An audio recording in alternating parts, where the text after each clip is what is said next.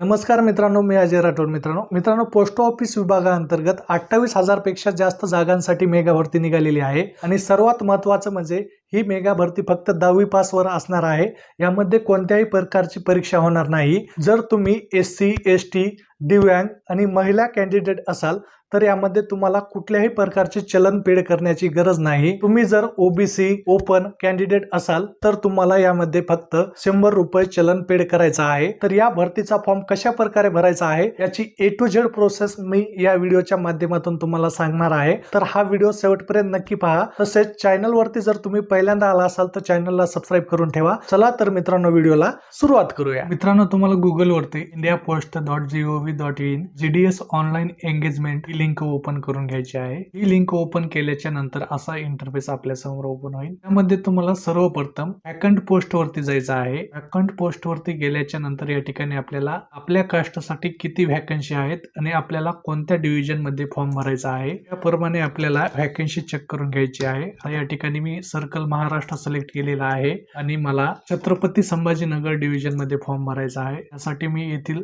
सर्व vacancy check करून घेत आहे. या ठिकाणी पाहू शकता मित्रांनो तुम्ही BPM, डाक सेवक, ABPM कोणत्या पोस्टसाठी कोणत्या व्हॅकन्सी आहेत कास्ट वाईज या ठिकाणी दिलेल्या आहेत. तर तुम्हाला व्यवस्थितरित्या व्हॅकन्सी चेक करून घ्यायची आहेत. व्हॅकन्सी चेक करून घेतल्याच्या नंतर आपल्याला खाली यायचं आहे. खाली आल्याच्या नंतर या ठिकाणी पाहू शकता तुम्ही क्लिक हिअर रजिस्टर अप्लाय यावरती तुम्हाला क्लिक करायचं आहे. यावरती क्लिक केल्याच्या नंतर आपल्या समोर कॅन्डिडेट लॉग इन आणि न्यू कॅन्डिडेट रजिस्ट्रेशन. तर या ठिकाणी आपल्याला आता सर्वप्रथम रजिस्ट्रेशन करायचं आहे. त्यासाठी न्यू कॅन्डिडेट रजिस्ट्रेशन यावरती तुम्हाला क्लिक करायचं आहे. यावरती क्लिक केल्याच्या नंतर या ठिकाणी पाहू शकता तुम्हाला इंटर मोबाईल नंबर आणि इंटर ईमेल ऍड्रेस इंटर करायला सांगत आहे. तर या ठिकाणी मी इंटर करून घेत आहे. मोबाईल नंबर आणि ईमेल ID इंटर केल्याच्या नंतर तुम्हाला सेंड OTP या बटनावरती क्लिक करायचं आहे. सेंड OTP यावरती क्लिक केल्याच्या नंतर आपण दिलेल्या मोबाईल नंबरवरती एक OTP येईल. OTP इंटर करून आपल्याला व्हेरीफाय करून घ्यायचा आहे. त्याचप्रमाणे ईमेलचा देखील सेंड OTP या बटनावरती क्लिक करून आपल्याला OTP व्हेरीफाय करून घ्यायचा आहे.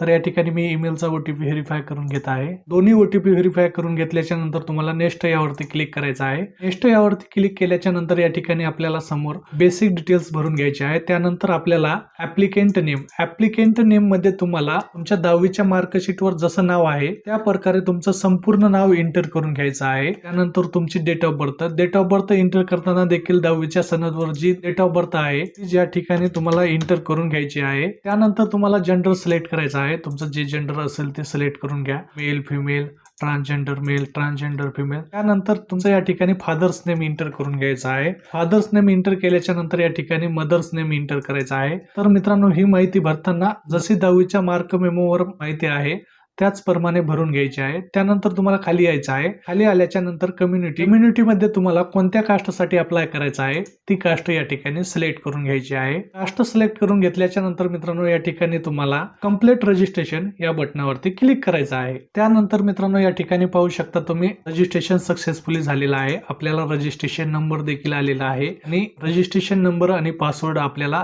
SMS मध्ये सुद्धा मिळालेला आहे. तर या ठिकाणी आपल्याला ओके या बटनावरती क्लिक करायचं आहे. ओके या बटनावरती क्लिक केल्याच्या नंतर आपण परत एकदा रजिस्ट्रेशनच्या पेज वरती आलेलो आहोत. त्यामध्ये आपल्याला आता कॅन्डिडेट लॉग इन वरती जायचं आहे. कॅन्डिडेट लॉग इन वरती गेल्याच्या नंतर या ठिकाणी तुम्हाला काही इंट्रोडक्शन दिलेले आहेत. तर या ठिकाणी प्रोसेड टू लॉग इन यावरती तुम्हाला क्लिक करायचं आहे. प्रोसेड टू लॉग इन वरती क्लिक केल्याच्या नंतर या ठिकाणी पाहू शकता तुम्ही युजर ID आणि पासवर्ड आपल्याला इंटर करायला सांगत आहे.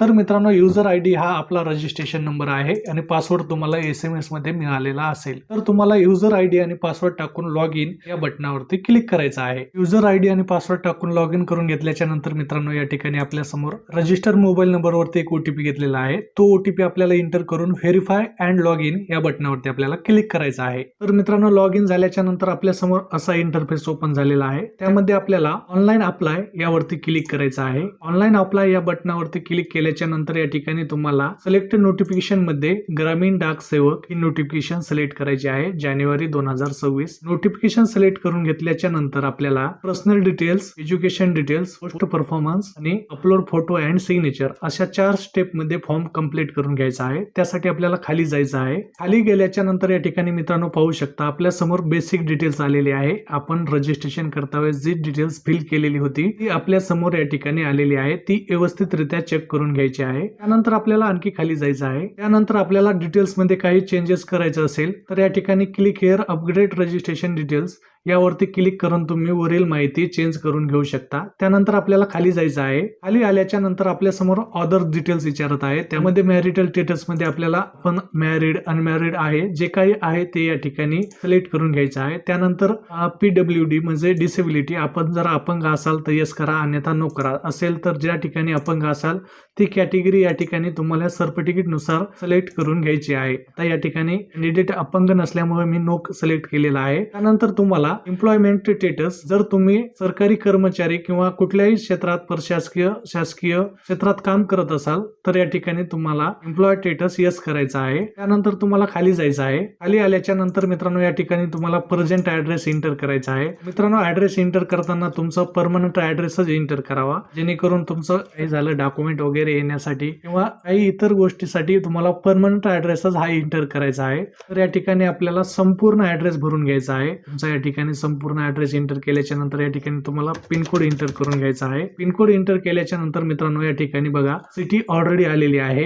स्टेट देखील ऑलरेडी आलेला आहे आणि डिस्ट्रिक्ट देखील ऑलरेडी आलेला आहे. त्यानंतर तुमचं प्रेझेंट ऍड्रेस आणि परमनंट ऍड्रेस सेम असेल तर सेम ॲज प्रेझेंट या चेकबॉक्स वरती तुम्हाला क्लिक करायचं आहे. त्यानंतर या ठिकाणी ऍड्रेस ऑलरेडी फिल झालेला आहे. ऍड्रेस फिल झाल्याच्या नंतर तुम्हाला सेव्ह अँड नेक्स्ट या बटनावरती क्लिक करून तुम्हाला नेक्स्ट करून घ्यायचं आहे. सेव्ह अँड नेक्स्ट या बटनावरती क्लिक केल्याच्या नंतर आपल्या समोर एज्युकेशनल डिटेल्स विचारत आहे. तर या ठिकाणी आपल्याला SSC सर्कल म्हणजे या ठिकाणी तुम्ही कुठल्या राज्यात मधून SSC उत्तीर्ण झालेला आहात ते राज्य या ठिकाणी तुम्हाला सिलेक्ट करून घ्यायचे आहे. तर या ठिकाणी मी महाराष्ट्र सर्कल मधून SSC केलेले आहे, तर या ठिकाणी मी महाराष्ट्र सिलेक्ट केलेले आहे. त्यानंतर आपल्याला इयर ऑफ पासिंग यामध्ये तुमची 10वी कोणत्या वर्षी झाली ते या ठिकाणी एंटर करून घ्यायचं आहे. त्यानंतर तुम्हाला सिलेक्ट द बोर्ड यामध्ये तुम्हाला तुमचा बोर्ड सिलेक्ट करून घ्यायचा आहे. या ठिकाणी मित्रांनो मी बोर्ड सिलेक्ट करून घेतलेला आहे. त्यानंतर तुम्हाला या ठिकाणी तुमचा मार्कशीट क्रमांक या ठिकाणी एंटर करून घ्यायचा आहे. मी तुम्हाला स्क्रीनवरती दाखवित आहे मार्कशीट क्रमांक कोणता एंटर करायचा आहे ते. अशा प्रकारे तुमच्या मार्कशीटचा नंबर तुम्ही एंटर करून घेऊ शकता. मार्कशीट क्रमांक एंटर केल्याच्या नंतर तुम्हाला खाली यायचं आहे. खाली आल्याच्या नंतर या ठिकाणी तुम्हाला मार्क व्यवस्थितरित्या नीट लक्ष देऊन भरून घ्यायचे आहे. मित्रांनो यामध्ये कुठलीही मिस्टेक करू नका. पहिल्यांदा तुम्हाला सायन्सचा मार्क विचारलेला आहे. त्यानंतर सेकंड नंबरला तुम्हाला चूज सब्जेक्ट मध्ये तुम्हाला तर या ठिकाणी महाराष्ट्रामध्ये सेकंड लँग्वेज ही हिंदी आहे, त्यामुळे मी हिंदी सिलेक्ट करून घेत आहे. त्यानंतर मार्क एंटर करून घ्यायचे आहेत. मार्क एंटर करून घेतल्याच्या नंतर मॅथमॅटिक्स म्हणजे गणितला किती मार्क पडलेले आहेत तुम्हाला या ठिकाणी एंटर करून घ्यायचे आहेत. त्यानंतर तुम्हाला सब्जेक्ट क्रमांक 4 मध्ये तुम्हाला फर्स्ट लँग्वेज, आता महाराष्ट्रामध्ये फर्स्ट लँग्वेज ही मराठीच आहे, तर तुमची जी काही असेल ते तुम्ही या ठिकाणी सिलेक्ट करून घेऊ शकता. त्यानंतर तुम्हाला मार्क एंटर करून घ्यायचे आहेत. मार्क एंटर करून घेतल्याच्या नंतर सब्जेक्ट 5 म्हणजे चूज सब्जेक्ट 5 मध्ये आपल्याला थर्ड लँग्वेज इंग्लिश ही सिलेक्ट करून घ्यायची आहे. महाराष्ट्रामध्ये थर्ड लँग्वेज ही इंग्लिश आहे. त्यानंतर मार्क्स टाईप करून घ्यायचे आहेत. तर मित्रांनो यानंतर आपल्याला 6 सब्जेक्ट मध्ये तुमचं जे काही सब्जेक्ट असेल, तर या ठिकाणी माझं सोशल सायन्स सब्जेक्ट आहे, तर या ठिकाणी मी सोशल सायन्स सिलेक्ट करून घेतलेला आहे आणि त्यानंतर मार्क एंटर करून घेत आहे. तर मित्रांनो या ठिकाणी सर्व माहिती व्यवस्थितरित्या आपल्याला चेक करून घ्यायची आहे, आपण व्यवस्थितरित्या भरलेले आहे का. त्यानंतर CGPA स्कोर यामध्ये तुमचं जर ग्रेड असेल तुमच्या मार्कशीटला तर ग्रेड एंटर करायचा आहे, अन्यथा तुम्हाला कोणतीही माहिती अपडेट करायची नाही. त्यानंतर तुम्हाला तुमची ऍडिशनल लँग्वेज काही असेल तर या ठिकाणी तुम्हाला येस करायचं आहे, अन्यथा नो ही राहू द्यायचं आहे. त्यानंतर तुम्हाला सेव्ह अँड नेक्स्ट या बटनावरती क्लिक करायचं आहे. सेव्ह अँड नेक्स्ट या बटनावरती क्लिक केल्याच्या नंतर मित्रांनो या ठिकाणी तुम्हाला ज्या डिव्हिजन मध्ये तुम्हाला फॉर्म भरायचा आहे तो डिव्हिजन या ठिकाणी सिलेक्ट करून घ्यायचा आहे. तर या ठिकाणी मी महाराष्ट्र सर्कल सिलेक्ट केलेला आहे. महाराष्ट्र सर्कल सिलेक्ट केल्याच्या नंतर डिव्हिजन आपल्याला सिलेक्ट करायचा आहे. डिव्हिजन म्हणजे ज्या जिल्ह्यामध्ये फॉर्म भरायचा आहे तो जिल्हा या ठिकाणी आपल्याला सिलेक्ट करून घ्यायचा आहे. तर या ठिकाणी मी आता बीड सिलेक्ट करीत आहे. त्यानंतर आपल्याला खाली यायचं आहे. खाली आल्याच्या नंतर मित्रांनो या ठिकाणी पाहू शकता तुम्ही 0 to 61 सर्व व्हॅकन्सी 61 आहेत. तर तुम्ही या ठिकाणी 1 ते 61 या व्हॅकन्सी साठी अप्लाय करू शकता. मला OBC मध्ये फॉर्म भरायचा आहे. तर मित्रांनो या ठिकाणी व्यवस्थितरित्या चेक करायचे आहे. तुम्हाला मी पहिल्यांदा सांगितलेलं आहे कोणत्या गावासाठी कोणती व्हॅकन्सी आहे, कुठल्या कास्ट वाईज व्यवस्थितरित्या पाहूनच या ठिकाणी परफॉर्मन्स सिलेक्ट करून घ्यायचा आहे. अपेगावन म्हणजे ABPM UR म्हणजे ओपन साठी व्हॅकन्सी आहे. तर मला OBC मध्ये अप्लाय करायचा आहे. त्यासाठी मी OBC जागेसाठीच अप्लाय करणार आहे. तुम्ही ओपन मध्ये देखील करू शकता. UR मध्ये देखील करू शकता तुम्हाला करायचं असेल तर त्या ठिकाणी मी आता ओबीसी मध्येच करीत आहे. तर या ठिकाणी मी ओबीसी मध्ये एक जागा सिलेक्ट केलेली आहे, परफॉर्मन्स 1. त्यानंतर मी परफॉर्मन्स 2 या ठिकाणी 2च करीत आहे. तुम्हाला जेवढ्या करायच्या आहेत तेवढ्या करू शकता तुम्ही.